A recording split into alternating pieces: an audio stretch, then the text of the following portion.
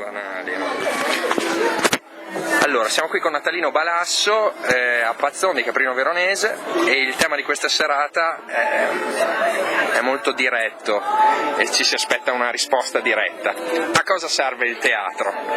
E la postilla che c'era nel manifesto era parlare dell'arte nel mondo capitalistico, e quindi è un tema molto difficile, e scorgendo anche un po' la tua carriera si desume che spesso si sfonda quando si arriva in televisione piuttosto che in quei lunghi periodi che precedono l'arrivo nel piccolo schermo, quindi anche considerata questa vicissitudine che riguarda il tuo percorso, se dovessi rispondere appunto alla domanda a cosa serve il teatro?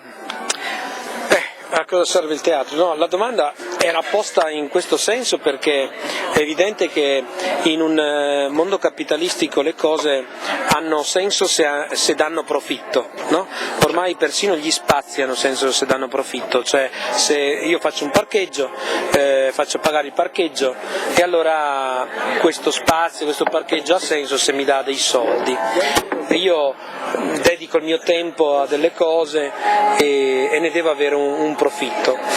Ragionando così, ovviamente ci si dovrà chiedere a cosa serve il teatro, cioè perché la gente ha costruito dall'antichità teatri da 5.000 posti, teatri da 10.000 posti, perché la gente si è premurata di costruire dei luoghi in cui incontrarsi, in cui vivere dei riti, partecipare a dei racconti, se poi alla fine questo non porta a un profitto, qual è il profitto del teatro? Allora questo mi chiedo, no? Evidentemente c'è un profitto che, banalizzando ti dico spirituale, cioè il fatto che la gente ne ha bisogno, io parto dal teatro che è la cosa che conosco meglio, però la gente ha bisogno di vivere la condivisione e la cultura non è altro che questo, condivisione. Però è chiaro che se tutto questo viene assoggettato a dei meccanismi commerciali, dei meccanismi di tipo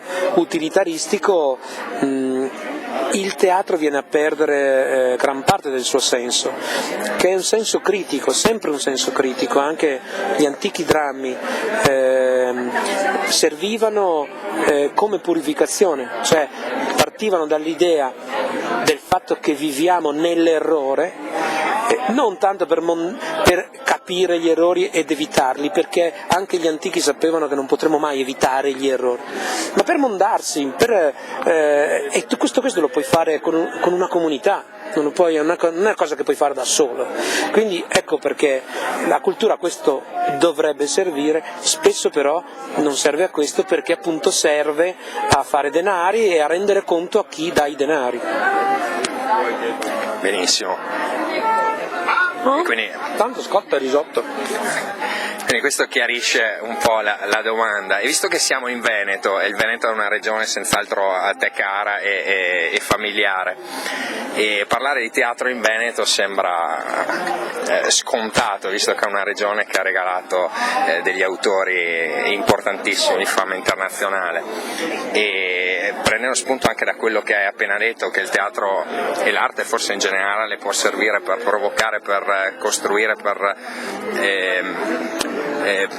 per dare degli spunti, degli stimoli spirituali, culturali e via dicendo.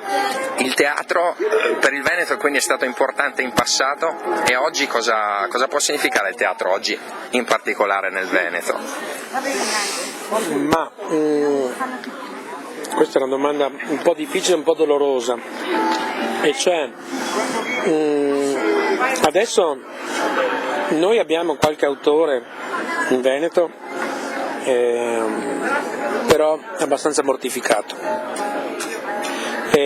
Purtroppo il meccanismo politico degli stabili non permette una grande libertà di espressione, e sappiamo benissimo che gli autori migliori sono quelli che si sentono liberi di esprimersi.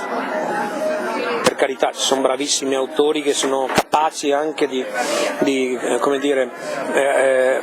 rendere conto a una parzialità della vita, però secondo me sono rarissimi e spesso si guastano col tempo.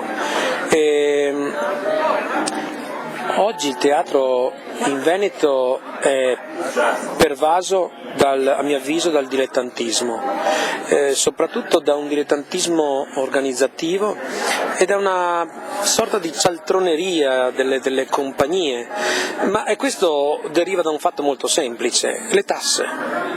Tutto nasce dalle tasse, cioè il dilettantismo semplicemente nasce dalle tasse, cioè compagnie che si sono messe assieme negli anni 60-70, di gente che ormai forse non c'è più, non opera più, ma che poi ha dato via a questa abitudine, per evitare di pagare una tassazione che veramente è opprimente. Cosa hanno fatto? Hanno pensato di formare, anziché compagnie professionali, compagnie dilettantistiche, amatoriali. Questo permette di pagare meno tasse, comunque di lavorare e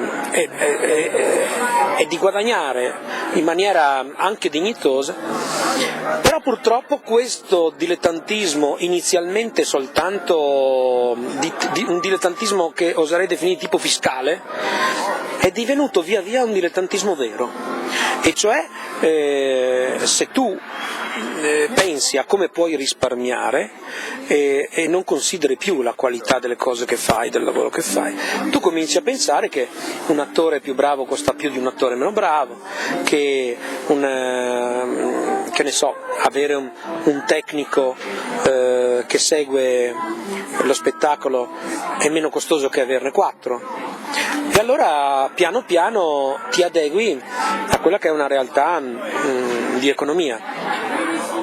E purtroppo l'arte, perché si spendono tanti soldi per l'arte? Proprio perché l'arte prevede una grossa perdita di tempo.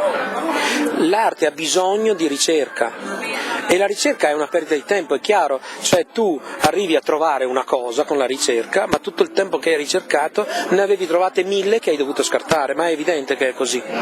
Allora, stando così le cose, a mio avviso è peggiorato di molto il livello delle cose che si producono e delle cose che si fanno. Intendiamoci, c'è moltissima gente brava che però a mio avviso è mortificata, il cui lavoro non è riconosciuto, e poi viviamo anche in un periodo nel quale si ritiene che gli attori che vengono pagati o meno conta poco. Ecco. E quindi tutto questo ha fatto sì che il livello non fosse buono. Questo livello generale difficilmente può creare dei grossi talenti. Il grosso talento che emerge da questo tipo di livello generale necessariamente se ne va. Poi fortunatamente abbiamo qualche eccezione, abbiamo gente che scrive benissimo come Scarpa, ma come altri, che però io non vedo una grossa esaltazione, no? per questi talenti. Purtroppo spesso si tenta anche di soffocarli o di piegarli magari a dei progetti, però è evidente che quando un autore di grande talento di solito ha anche una grande personalità e difficilmente si piega a progetti che non condivide. Ecco. Sempre dando una scorsa alla tua biografia, se posso permettermi, si può dire che c'è una sorta di tendenza al surreale in qualcuna delle tue performance. Mi ricordo anche su Radio con Caterpillar le recensioni dei libri inesistenti, insomma c'è una dimensione direi appunto surreale in quello che è stato il tuo percorso. È semplicemente una tua cifra artistica, un luogo dove ti trovi a tuo agio, oppure ha un significato più profondo, anche una sorta di sfogo inevitabile di quello che è il tuo modo di concepire l'arte e il tuo lavoro? Io sono affascinato dal surreale, chiaramente. Mi piace molto però di questo aspetto tutto quello che attiene alla creazione di mondi paralleli, e allora mi piace molto immaginare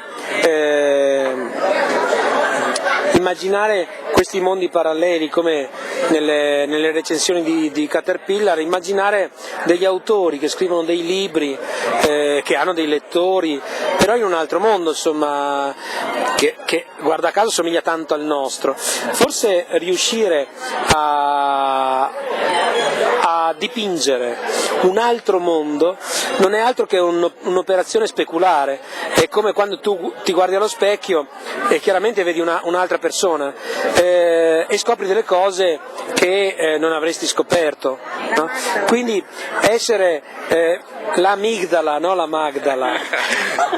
Magdala è una città, Maria di Magdala è la Maddalena.